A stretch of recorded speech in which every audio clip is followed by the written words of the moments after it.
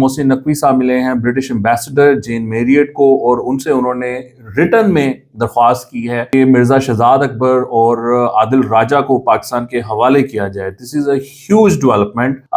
اس کے بارے میں محسن نقوی صاحب نے ایک پریس کانفرنس میں بھی کہا تھا کہ یہ جو باہر بیٹھے ہیں اب ان کو بھی ہم چین سے وہاں بیٹھنے نہیں دیں گے، ان کو بھی ہم واپس لے کر آئیں گے۔ Now this is a huge development. اس کو پبلکلی ایک کام کو کیا گیا ہے۔ یہ اس ٹائم پاکستان میں ہر جگہ یہ خبر چلائی گئی، ہر ٹی وی چینل پہ یہ خبر چلی ہے، سوشل میڈیا پہ یہ خبر چلی ہے۔ تو اس کا مطلب یہ ہے کہ شاید محسن نقوی صاحب کو کوئی بریک تھرو ملا ہے، بیکاز آج تک تو ہمیں برٹش گورنمنٹ نے کوئی دیا نہیں بندہ جو ہمیں چاہیے ہو۔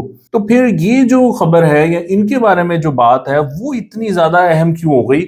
کیا واقعی اب کوئی بریک تھرو ہوا ہے جس کی وجہ سے یہ ممکن ہو سکے گا کہ مرزا شہزاد اکبر اور عادل راجہ کو پاکستان لایا جائے؟ محسن نقوی نے اپیرنٹلی جو ان کو کہا ہے وہ یہ ہے کہ دے آر وانٹیڈ ان پاکستان، ان کے اوپر مقدمے ہیں، یہ اشتہاری ہیں، یہ پاکستان کے قانون کو توڑ کر وہاں پر بیٹھے ہوئے ہیں، یہاں پر کورٹس ان کا انتظار کر رہی ہیں، آپ ان کو ہمارے حوالے کریں۔